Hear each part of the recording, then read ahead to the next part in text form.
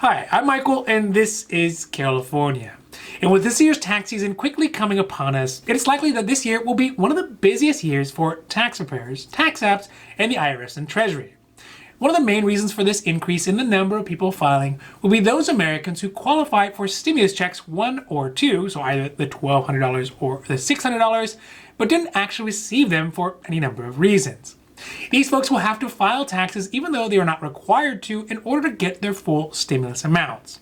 Additionally, the tax start date has been pushed back to February 12th because of the IRS's already overworked duties with the stimulus checks. That being said, I just wanted to do a video that goes over a potential timeline for getting a tax refund and some of the important things to consider about taxes for this year.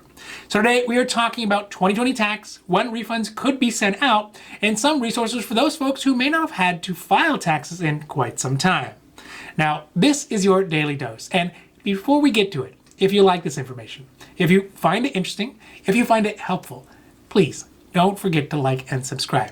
That way you can get updates when our newest and most informative videos become available. So as a pretext to this list, when I was doing the research to find out exact dates for tax refunds, it turns out the IRS no longer lists when their tax refund schedule is, which leaves a list of payout dates to be a bit more art than of science.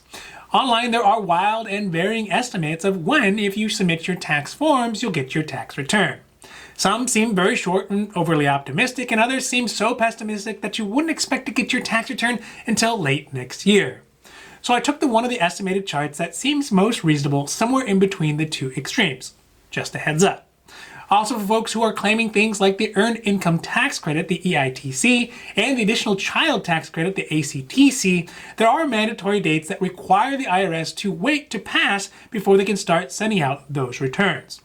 Also, one final piece of context to this list is that these dates do not take into account how long it takes for your financial institution or your bank to process any deposits from the IRS. So this can add extra time to how long it will take for your money to get into your pocket. Okay, so I'll put up a chart that I got from Forbes' senior contributor Kelly Phillips Erb, which seems to be the most reasonable of timescales out there for when tax returns could be deposited. This chart is based on first, when the IRS accepts your tax, then the method that your refund will be paid out, so either paper or digital, and then finally an estimated date. So here goes the dates. So if the IRS has accepted your tax return by February 16th, which would give them one business day from the beginning of tax season, February 15th, then a direct deposit payment should be seen in your account by March 1st, or if it's on a paper check, then it'll be sent out by March 5th. If the IRS accepts it by February 22nd, then direct deposits should start showing up March 5th, and paper refunds should be sent out by March 12th. If you submit by March 1st, direct deposits should show up March 12th, or be sent out by paper by March 19th. With a March 8th acceptance, this would mean a March 19th direct deposit or a March 26th paper mail-out date. March 15th would mean a March 26th direct deposit or mailed out by April 2nd for paper refunds. If the IRS accepts it by March 22nd, then you can expect a direct deposit by April 2nd or a paper refund to be mailed out by April 9th. For March 29th accepted dates, April 9th for direct deposits or April 16th for mailed out refunds. For an April 5th IRS accepted date, direct deposits should be available starting April 16th or mailed out by paper on April 23rd.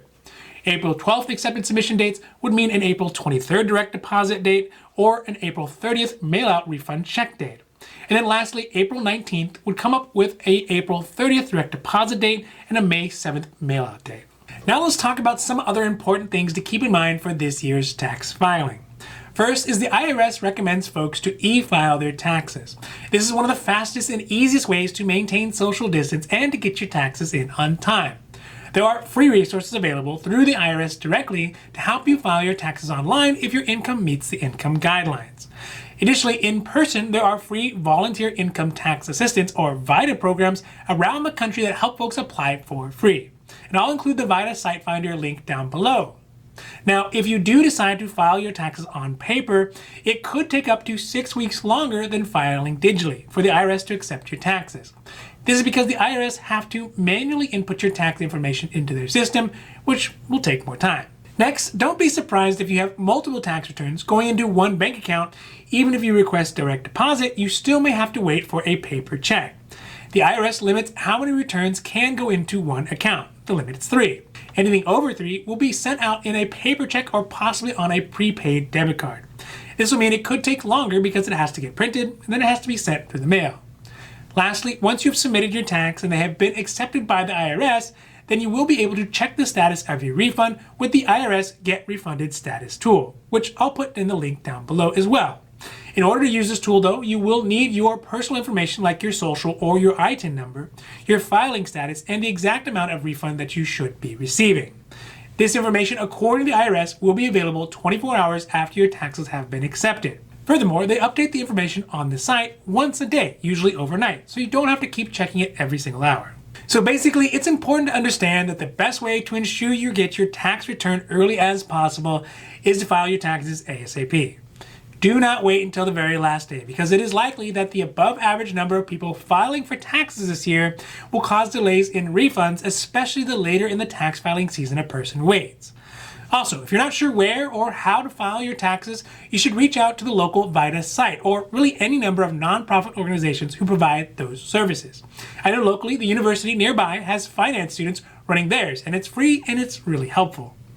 Also, if you were one of those people who should have gotten a stimulus check but never did for whatever reason, don't forget you will need to file your taxes this year to get those stimulus checks back as a refund. Now, this has been your Daily Dose, and I hope that you found it interesting or helpful or at least useful. And if you did, please don't forget to like and subscribe.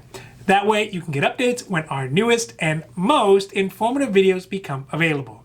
So that's it for me, and for California, I'm Michael, wishing you a happy, healthy day.